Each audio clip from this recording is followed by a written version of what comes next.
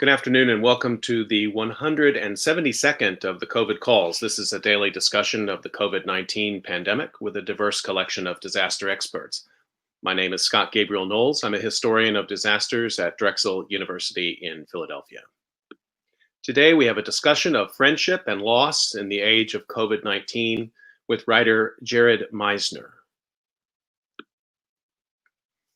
Just a reminder, you can catch COVID Calls live every weekday at 5 p.m. Eastern Time on YouTube. Just go to the COVID Calls YouTube channel to watch. You can also watch COVID Calls on Facebook Live and on Periscope.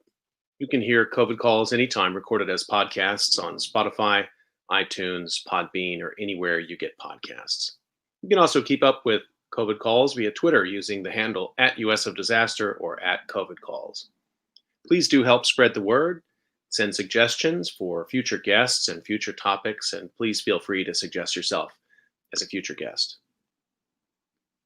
As of today, November 18th, 2020, there are 1,343,790 deaths globally from COVID-19, according to the Johns Hopkins University Coronavirus Resource Center.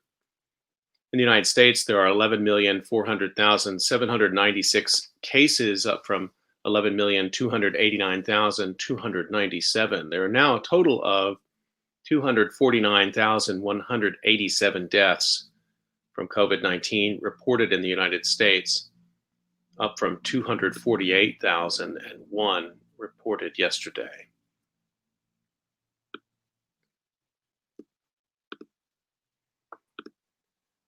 I'd like to introduce you to my guest today. Really pleased to bring Jared Meisner to COVID Calls. Jared's a writer who lives in Charlotte, North Carolina. He's a graduate of the Journalism College of the University of Florida. And now he's the social media manager at Davidson College. His writing has appeared in the New York Times, Our State Magazine, Charlotte Magazine, and the Chronicle of Higher Education. Jared, thanks so much for making time to join me today. Thanks so much for having me. So I'd like to start the way I usually do, just find out where you're calling in from and how the pandemic is looking there today.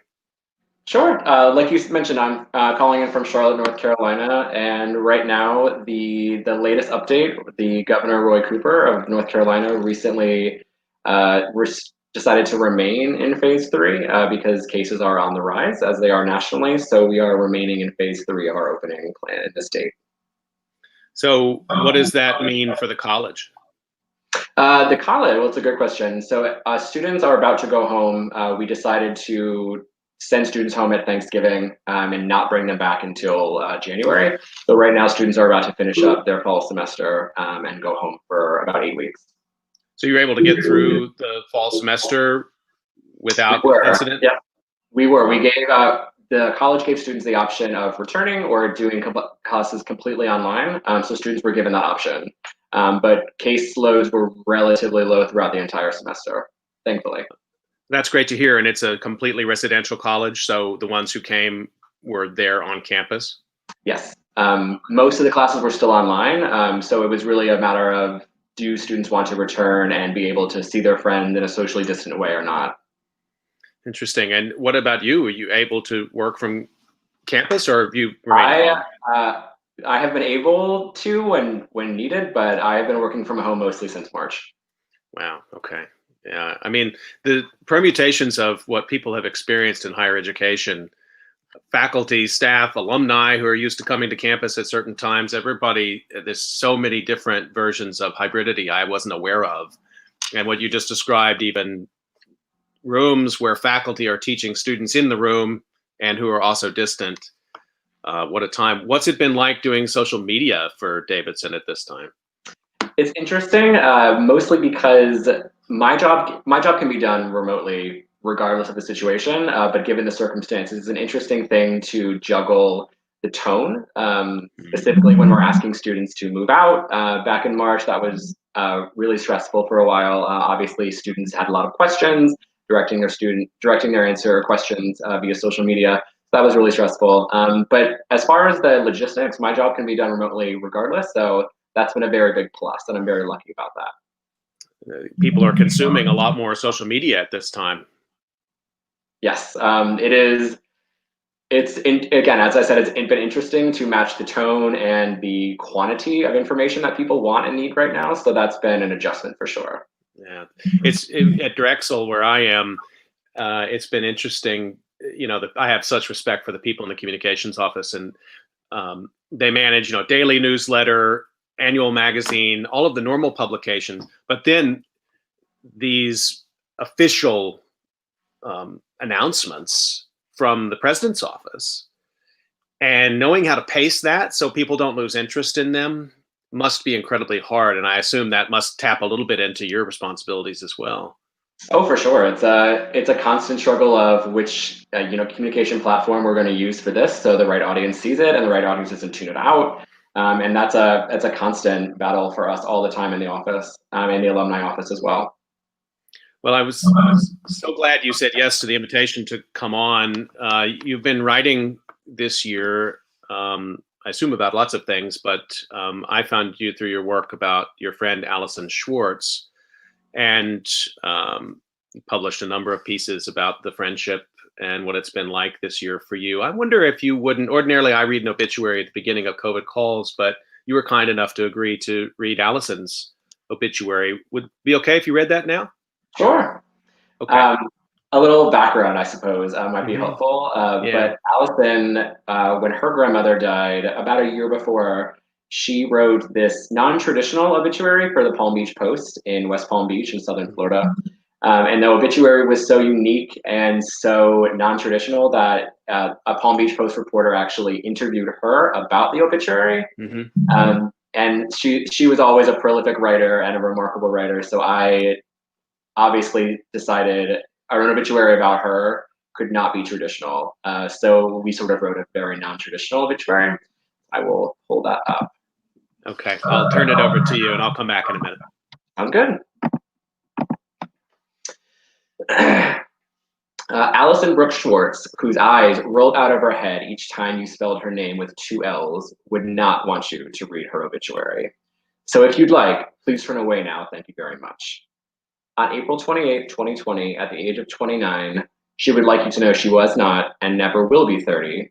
Allison accepted her latest promotion as editor-in-chief of all future Ouija board communications, where she hopes to share celebrity gossip about Benjamin Franklin's latest bifocal trends and Anna Nicole Smith's newest donut cleanse with the living world.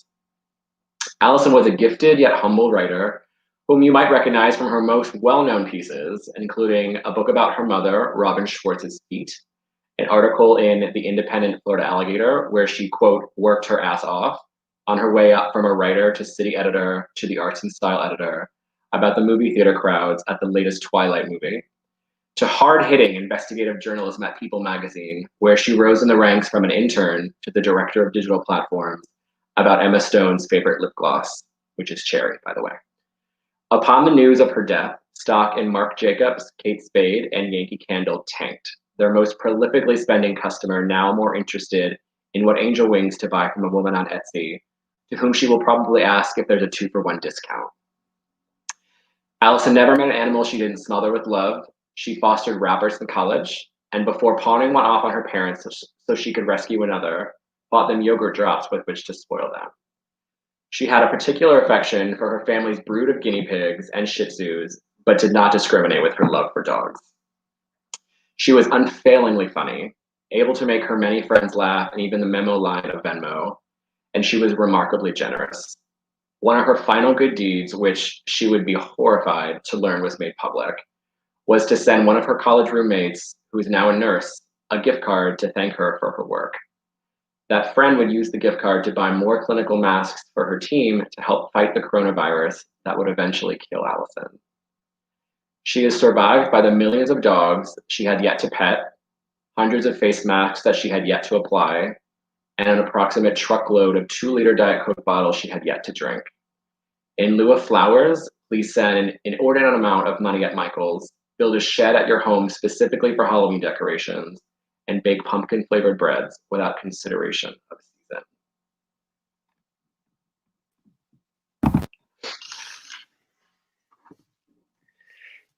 I mean, usually you would say, thank you for reading that. And usually you would say, we'll try to get through this without crying, but that one, it seems like you'd say, let's try to get through this without laughing. I mean, you captured so many dimensions of this person.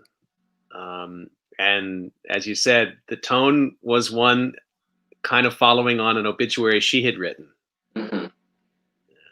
That's who she was. She was, and I don't use hyperbole when I say this, she was the funniest person that I've ever known. She made me laugh at all times, and she would have, I don't like to project, but this is what she would have wanted. She would have wanted something non-traditional, something that stood out. Um, and that's who she was at her core, just very, very funny, very, very kind. So would you mind telling us your origin story with Allison? Sure, that's a funny one too. So in 2008, when Alice and I were freshmen at the University of Florida, I had met her roommates at a communal function at our dorm. It was a midnight breakfast or something like that before classes actually began the week before. And so I was hanging out with my roommates in her roommate's room, watching a movie one night or something like that. And they had started talking about something, and we had started talking about um, a boy I had a crush on or something like that. And Allison came. I had not met her yet. I was friends with her roommates. So she came sort of traipsing in, and she said, "Oh my God, I have a gay friend too from high school."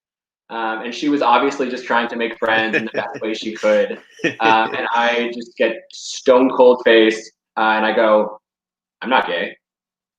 And she just immediately is just mortified, and she shuffles back out going, oh, so sorry. And I go, oh, I'm just kidding. And then from there, it was history. She was the first person I told when I changed my major in college 2 months after beginning to the journalism college. And she sort of gave me the courage to realize that my life plan that I had set out for myself since elementary school.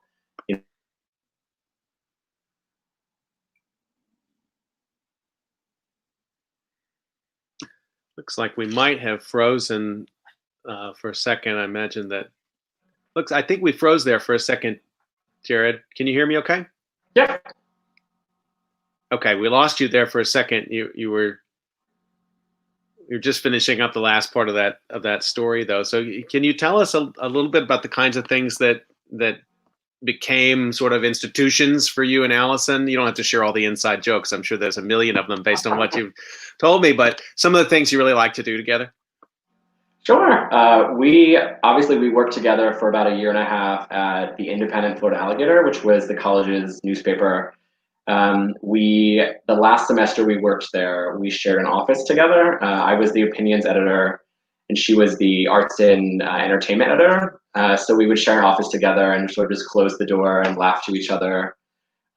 We went on three road trips together, which we really loved. We loved sort of going to small towns that really had nothing to do, and bizarre tourist attractions. That was sort of our thing. Stopping at garage sales and picking up jams at little roadside stands. And really, it was the sort of friendship where you don't really necessarily have to do something with somebody. You just go over just to be with them, and that was. It's increasingly unique and rare to have somebody who you can just sort of sit with and enjoy. The road trip is often heralded as the great test of a friendship, right?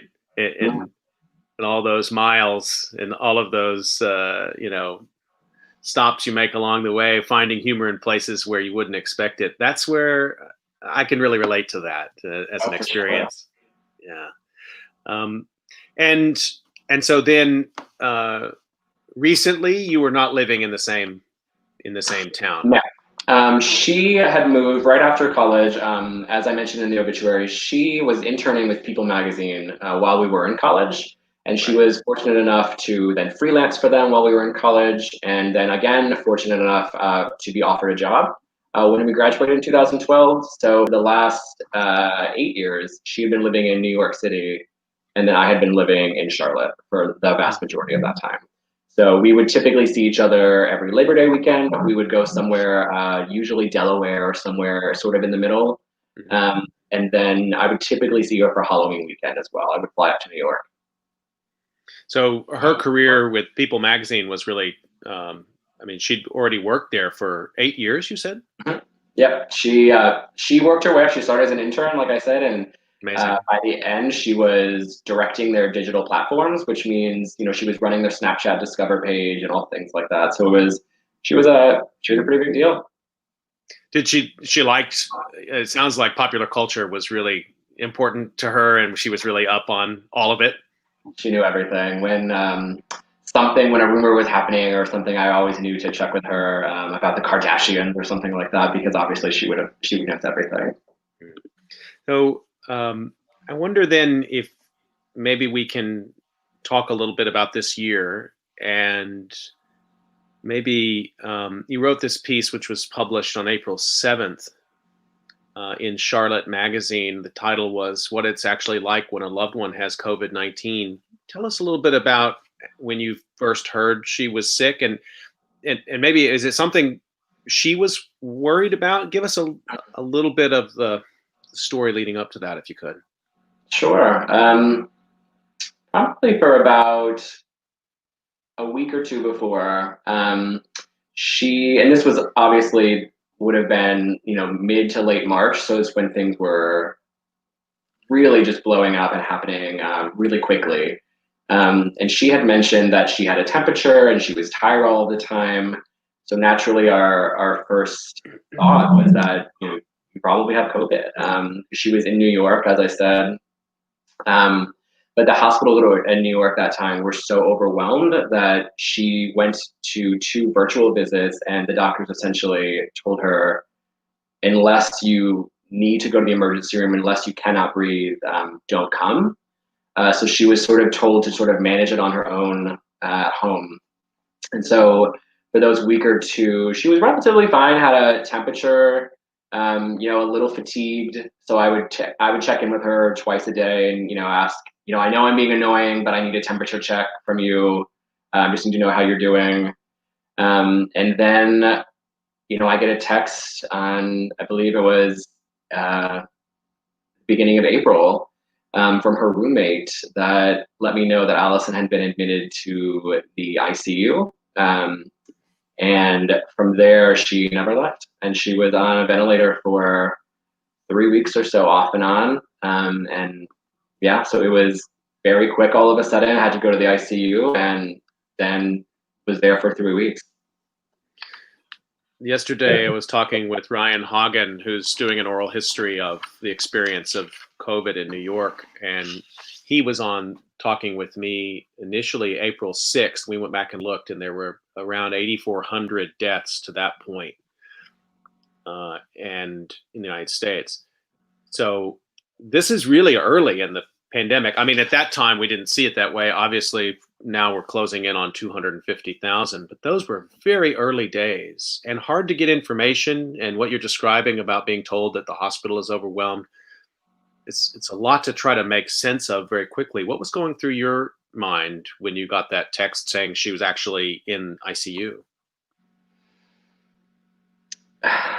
Well,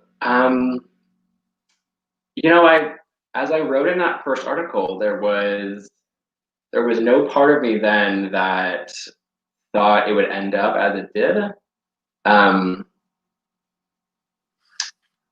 was hopeful, and I texted her that morning that whenever she got this, you know, I wanted to talk about the latest soups that we were making.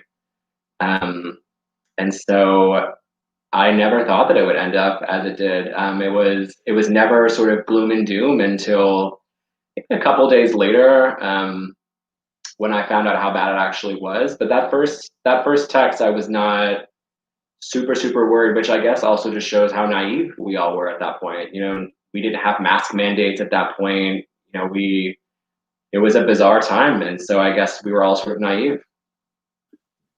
That was one part of the that article, I'm just going to give a quote from it that appeared in Charlotte Magazine, and I'll tweet this out later. People can find this tremendous piece, what it's actually like when when a loved one has COVID-19, and even that, because the pandemic at that time was so localized in just a few parts of the country, that experience was not relatable to most people yet. I mean, you were really sending a message out, a personal experience that most Americans couldn't relate to yet. And you wrote, "Today, as I type this, my best friend is unconscious, locked away in isolation for the second day in the intensive care unit of Greenwich Hospital outside New York City as a ventilator breathes for her and keeps her alive as she fights to survive COVID-19."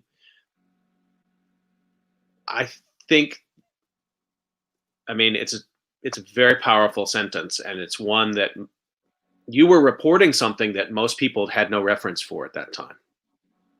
I think I think we forget that too. That was obviously part of why I wrote that.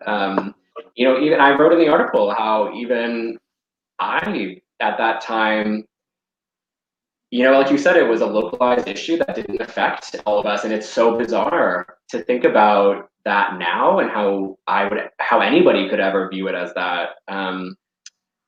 But that's obviously part of the reason I wrote it, because it was very directly affecting me all of a sudden, and I needed people to know that this was a very real thing that had very real consequences. Also, the situation of a friend who's not in New York, who has a friend who's in New York suffering, it must have really resonated, because that was a lot of people's experience, that they were worried about a family member in Seattle or San Francisco or in New York at that time. Did it feel like a premonition in some way? I mean, did it cross your mind like this is something that people here in Charlotte are going to have to relate to soon, or was it still for you distant? That's really fascinating to think about, because at the time, I would say that it felt distant. It felt like I was, as you said, I would text my friends when the lockdowns happened in California and in San Francisco, in Seattle. I remember texting my friends there and saying, "Oh, how are you? How are things?" And to think about that sentiment now is bizarre, because it felt so distant and localized, as you said. And because now it's just so ever present and omnipresent everywhere we look now. So it's bizarre and naive to think that I would ever have thought that way. So one of the things that I was so moved by in that piece too, and you mentioned it a minute ago, is that when you have a friend, a best friend, and I can 100% relate to this, who are in other parts of the country, but we've grown very used to constant flow of communication. I have an unbroken stream of communication with friends all over the country, like texts where you never bother to finish a thought because it's just going to get picked up. And I think you probably can relate to what I'm talking about. And you describe in that piece, I mean, that sense, you describe your friend who is intubated at that point, I assume. And at the same time, you're calling and texting. So you're still communicating at that point. I wonder if you could reflect on that a little bit more, because there is a lot of optimism in that. There was a lot of optimism, and for probably, like I said, probably for about a week, I just assumed she would answer my text, she would call me back, and there was a definite sense of optimism, and that was part of what made it so terrible at the same time, was because it was such a prolonged sense of misery of not knowing what was going to happen. That's what also partly made it worse. So I'm, on one hand, glad for the optimism because I had that hope for so while, but also very angry at that optimism because it was so misplaced. But yeah, I fully expected her to call me back, and I still have her number in my phone, and stored my favorites. And it's a very weird thing to think about technologically, how we have to erase somebody from our lives. So what were those weeks like then, and what was it how did you get the word that she didn't make it? I mean, it was horrible. It's not hyperbole to say they were the worst weeks of my life. I would not wish that upon anybody. It was a constant crying, constant having to call into work because my brain and my emotional state was in nowhere where it needed to be. A lot of laying in bed with the dogs that I have here. A lot of rereading the notes that we had saved from her, and her, I talked to her dad probably 2-3 times a day. Her brother is a pulmonologist, just coincidentally, so he was able to get updates and sort of translate some of the medical jargon for us, and so we get updates from her brother Adam frequently. But every single time I get a text or I woke up to a call or something, it was always, my God, is this the one that tells me my best friend is dead? So it was constantly on edge for 3 weeks, constantly thinking the worst, and constantly expecting the worst. And what finally happened was she spiked a very, very, very high fever. And so she had to be put on dialysis, and the dialysis machine wasn't really working. So what actually happened was, because of her fever that spiked so high, I guess, in not knowing the specific medical language, it ceased some of her brain function. So when they did a CAT scan of her, they saw that she had no more brain function because of that high fever, and so they pulled her off intubation and pulled her off life support. So her dad, her brother actually was the one who called me and told me that. It sounds like, in terms of communication, you were basically you're an extension of the family. You're part of the family. I was really lucky that they included me in so many things. The nurses there, bless their hearts, would organize Zoom calls on one of their cell phones, the nurses' cell phones, and they would just set it up in the room and do their normal thing. But Allison would just be in there in the distance and completely unconscious and intubated, and we would just join calls with her and just talk, and share memories and talk about things that we remember and things that we really loved, because obviously we couldn't be there. So that was the closest thing we could do to sort of just being with each other. And I was very lucky and very fortunate that her family included me in many of those. I think that has been one of the hardest parts of this for so many people, and so many of the obituaries reflect it too, that even close members of the family have had profound distance. And when the people can be sick at home for a while and then all of a sudden they can't breathe and they're in the hospital, it's this very odd disease that seems stable for a period of time and then becomes very rapidly unstable. These COVID,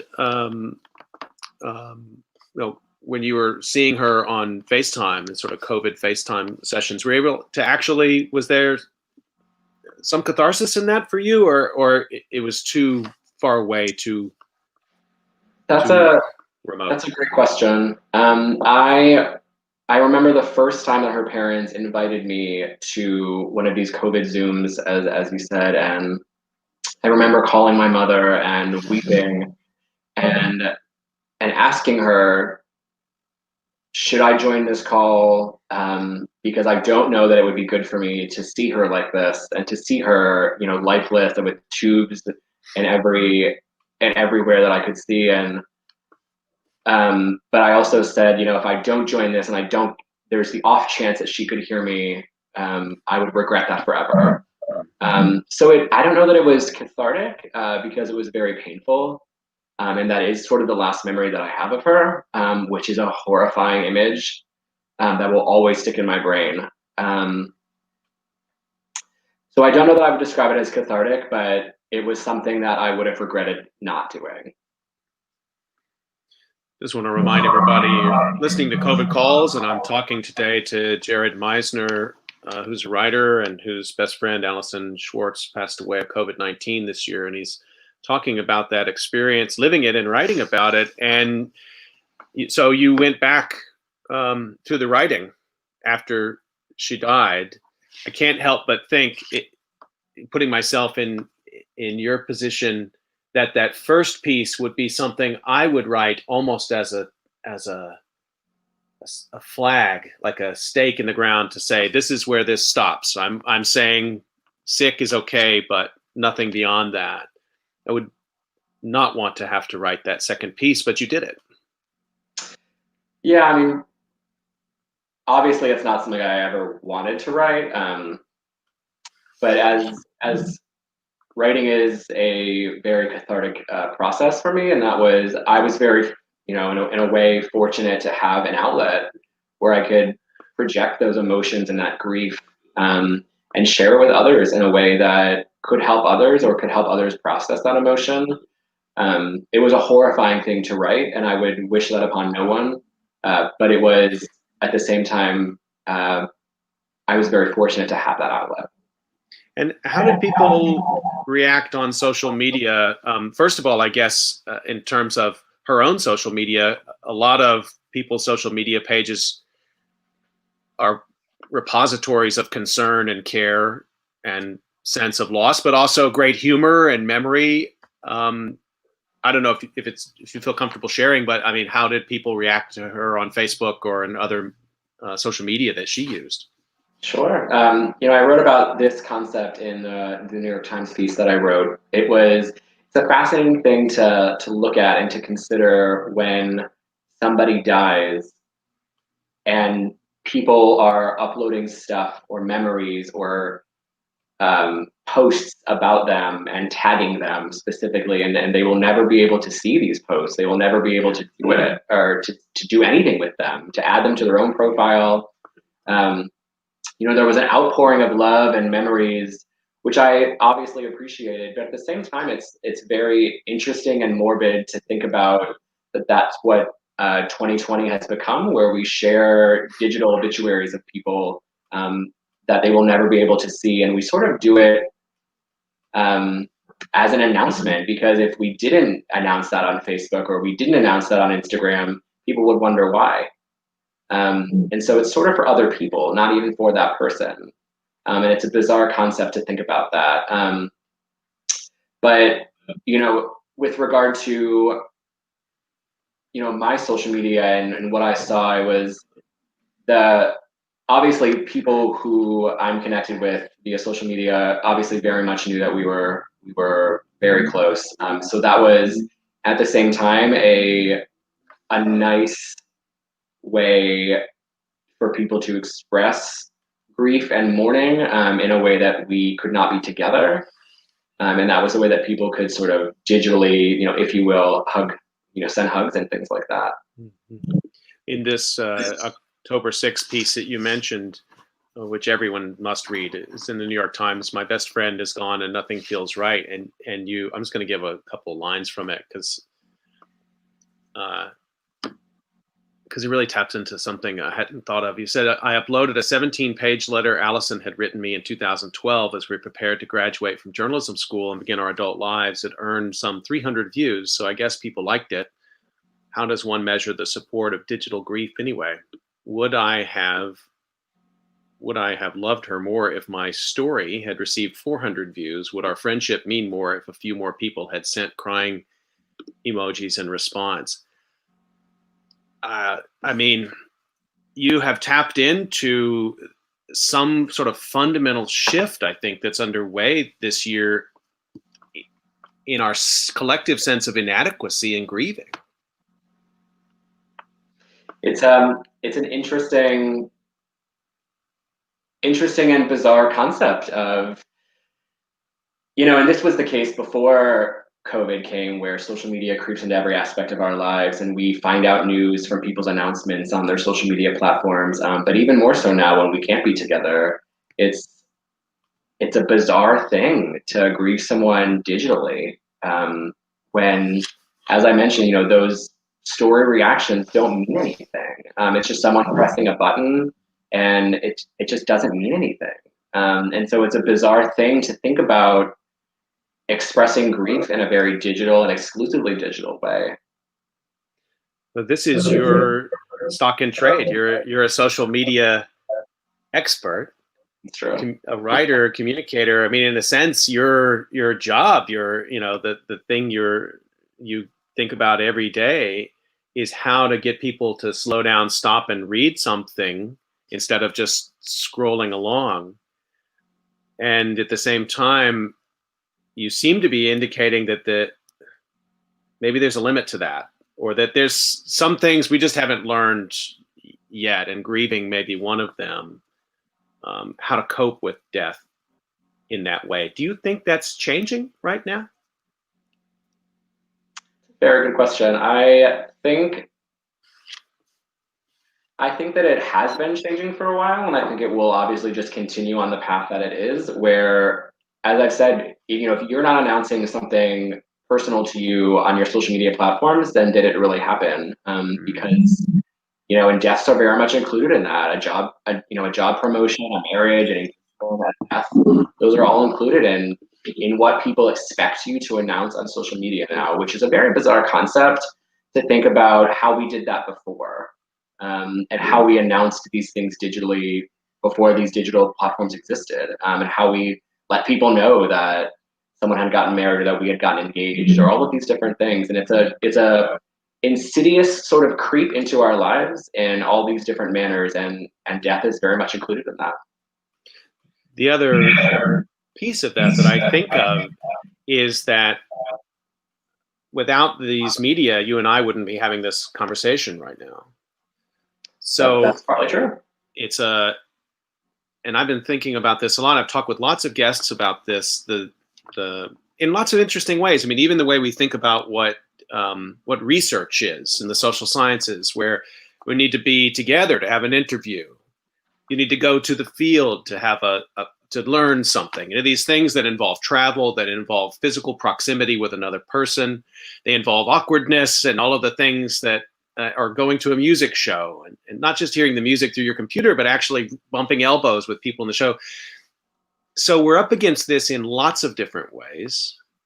And constantly, I feel like asking ourselves, is this experience authentic or not? And it strikes me in the writing that you've done about Allison, that was one of the things you were also really trying to convey, was real authenticity of your own emotion, and real authenticity also of her as a human, and her humor. You just sort of laid it all out there. And so even though we didn't get to meet Allison and we weren't privy to this experience, you've opened it up to a very wide audience through the writing and then the digital expression of the writing. It's an interesting sort of duality of the authenticity of just general grief and general emotion, and then the struggle to convey that authenticity through a social media, comment or something. So I think it's easier to express one's own grief and one's own emotion than to respond to that emotion. And I think that that's where people struggle with. Obviously, people can find out about the news through your social media platforms, things like that. But I think it's very difficult for people to express and respond to another person's grief, especially online, because putting in, responding or reacting with a Facebook crying emoji, or replying, sorry to hear that, it doesn't do a whole lot, and it feels inauthentic, and it feels like I should be doing more. And this is not to say that people didn't do more. I was overwhelmed with the response from people and from the letters I received and the messages I received. So that's not to say that I didn't receive really beautiful things. But I think people struggle with that. And, people struggle with responding to death in person as well. It's just a really hard thing to respond to and to deal with and to process. Tell us a little bit about some of those letters and emails and personal communications you've received. How has your story touched others? Honestly, the ones that I will remember forever are the strangers that reached out to me after the New York Times piece ran, and it was the number of people who just found me on Facebook or on Instagram and sent me messages, always apologizing first that they were reaching out to a stranger. And my response would always be, don't ever apologize for sending love out into the world. We all need more of that. But people would send me notes on Facebook or Instagram and just saying, my fiance died or my best friend died, and not necessarily of COVID, and just said that I've been struggling with these emotions that you put on paper, and this really meant a lot to me. And so those are the things that will always stick out to me, and I will always remember, just coming from complete strangers who are expressing kindness and empathy for people who understand what you're going through. A reminder that you're listening to COVID Calls. You can get your questions in for Jared Meisner. If you're watching on YouTube, just put them in the YouTube live chat, or if you're watching on Periscope, you can just put them in Twitter, and be sure to tag me at US of Disaster. I wanted to ask you, Jared, oftentimes in cases where there's a chronic disease issue, an epidemic, or a disaster, it's family and friends who then become, and survivors, who become advocates. You have some moral authority to speak because you've suffered. And history shows us that there have been actually profound moments of policy change, memorial formation, outcomes that maybe people thought even weren't possible, when sort of sufferers and mourners become advocates. There's not a lot of anger in your writing, but there seems to be a lot of sort of emotional resolve there. And I wanted to ask you, is this testimony that you've given, is this going somewhere? Are there other friends and family members who are looking for some sort of redress? What can make it right, I guess, is a one way to think about it, although that's kind of a simplistic formation. What would you like to have happen? And I guess you're part of a community now. Sure. It's not a community you asked to be part of, but you're part of it, and you're writing from that community. What I would like to happen is, and I talked specifically to her mother and father a lot about this when it was going on, but what I would have liked to happen was for there to be some sort of national response to this, and for people to actually have gotten into gear before it became what it has. So I don't know that I have immediate sort of desires of what I want this to become or what I want it to be, besides obviously having nobody else experience the deep visceral grief that we had to experience because of this. But I would also be remiss in saying that I wrote it for, these articles for my own benefit. I wrote them so others could read them, and I wrote them so others could consider that. And especially the New York Times piece, I knew that people in power, people with positions of, change-making abilities would read that and would recognize that this is destroying lives. So I would be remiss in saying that I just wrote it for my own benefit and my own coping, because there was an element of that where I wrote that for that reason. So in a sense, we've had an election now. There'll be a change of administration. You're looking for a national response to the pandemic. Of course, absolutely. It's frustrating is an understatement of that word, that we've come to this, and it's just, our hospitals are being overwhelmed, and we're supposed to be the wealthiest country in the world, and it's just a frustrating, angering thing to think about, that it didn't have to be this way. And if her mother and I specifically discussed that there was a reason that she died, and there's always so many what ifs that we think about, so many what ifs that we could ponder. But we did talk about, what if Secretary Clinton had been the president, would she still be alive? And it's not helpful to ask those questions. It doesn't resolve anything. It doesn't fix anything. But that is a horrifying question that we had to ask, and that I actually don't know the answer to. Mhm. What do you think would be an appropriate memorial or sort of form of memory for COVID-19 sufferers and those who've died? Gosh, I think there's something powerful about being together again. COVID has ripped us all apart as a society, as a community, and we long for just being together again. And that's all I want to do right now is just sit in a car with Allison and go on a road trip with her. And so I think, specifically with regard to my grief and my situation, just call your best friend, text your best friend. We don't do that enough, and just let them know, him or her know, that you love them and you're thinking about them. And that's what I've taken from this, and I hope that others can take from that as well.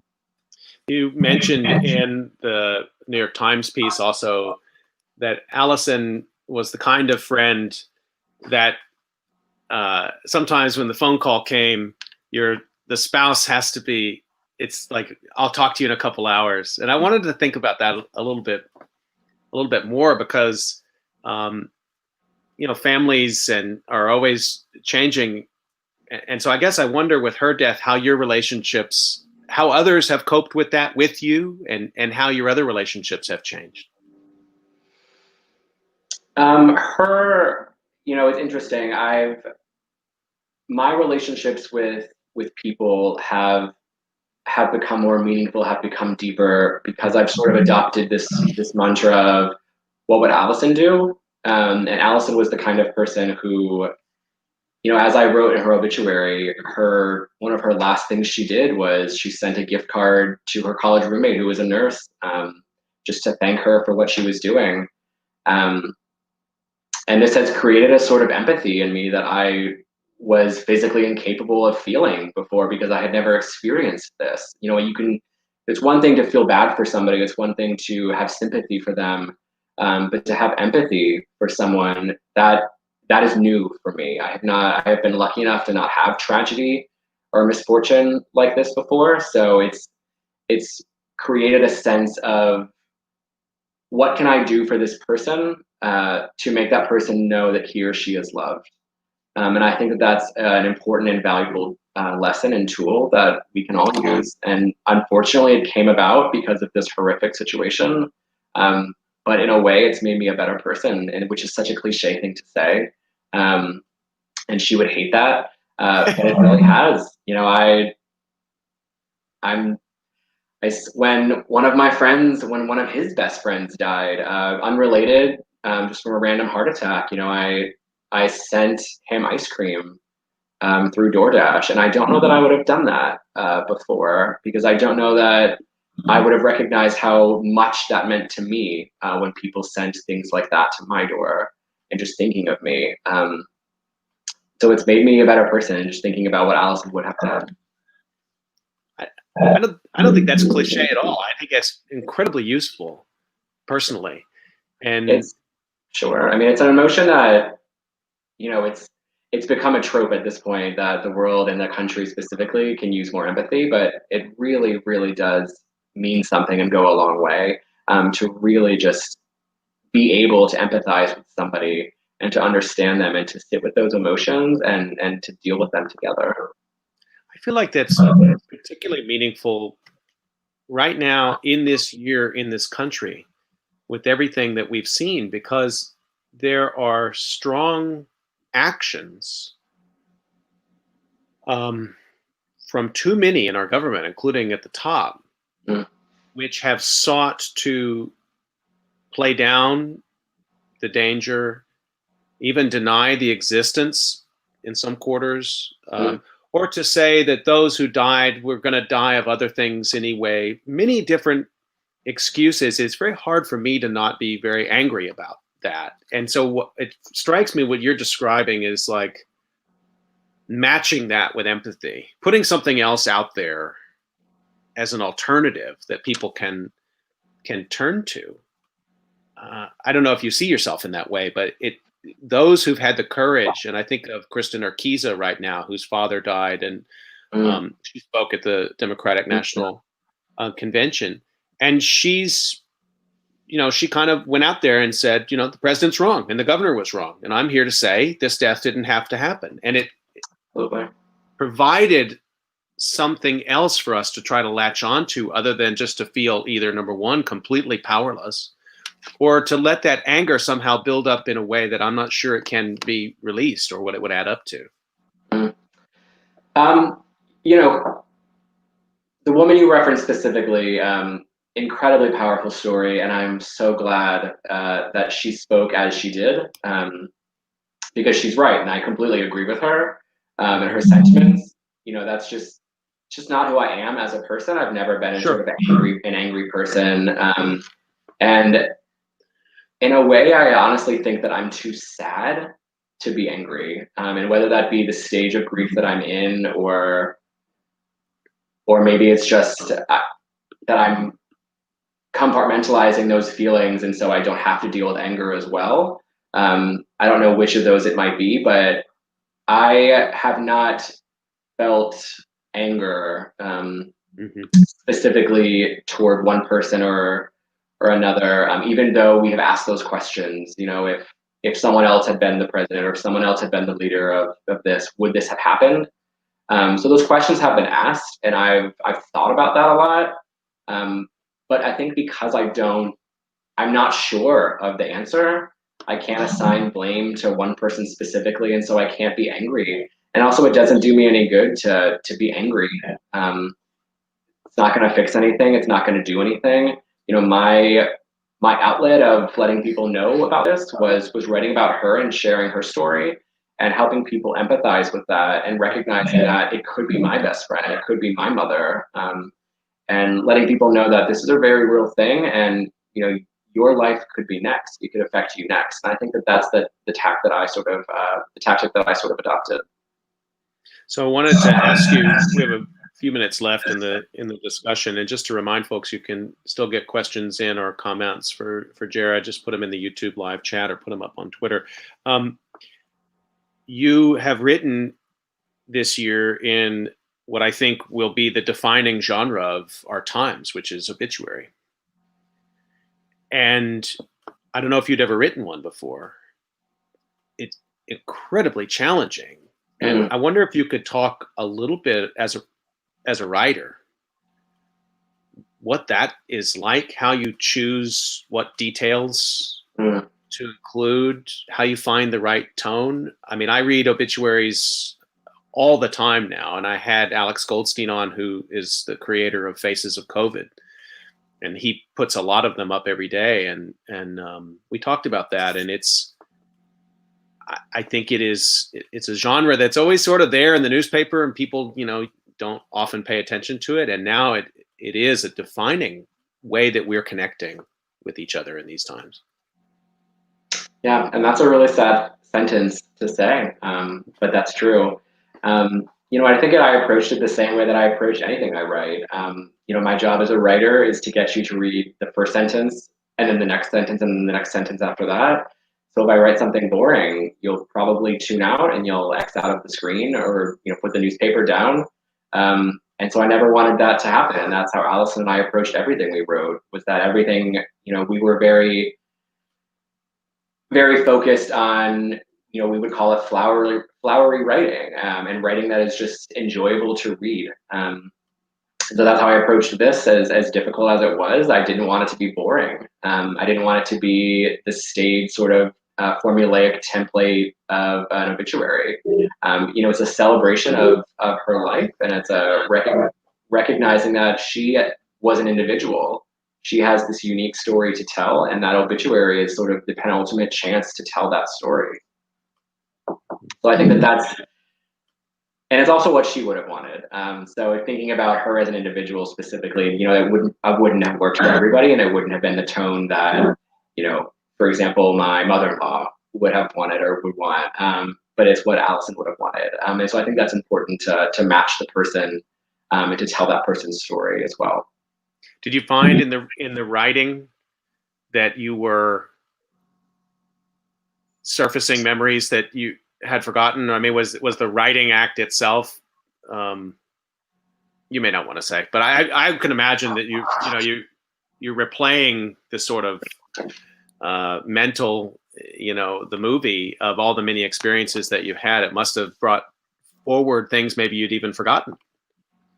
It did, and that was, again, we've talked about writing as a coping mechanism for me, and so that was part of it. Was that what am I going to write? And so I had to think about all of these things that I had maybe tucked away for a while, and or were not always at the top of mind when I thought about her. But when it comes down to writing a piece in the New York Times or writing a piece in just her obituary, what little tiny nuances do I want people to know about her? And so it brought up a lot of things that weren't, I didn't think about every day. I didn't think about every month even, but the things that really stuck out to me, like there was an inside joke in the New York Times piece about when the chickens came to roost, and that was something that we would reference very infrequently, but it perfectly encapsulated sort of just like the relationship of a best friend, and you can reference something that you haven't thought about in a year, but that you still laugh uncontrollably about when you hear it again.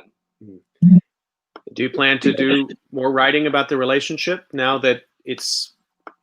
And the way you talk about it, it's your friend has died, but the relationship is still there. It's a part of your life, and you've shared it with others. Do you want to keep writing about it? I could write about Alison Schwartz for years. And so if someone gave me the opportunity, I could write a book about her. Yeah, I think I just have to say, I mean, there must be a lot of people listening to this right now and who will listen, who will and should get on the phone and call their friend, call their best friend. Please do.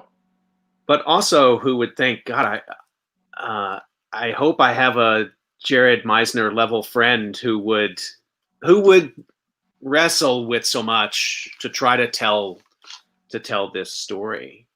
In the people who've reached out to you, that must be one of the themes that people have tapped into as well, I would think. Yeah, for sure. And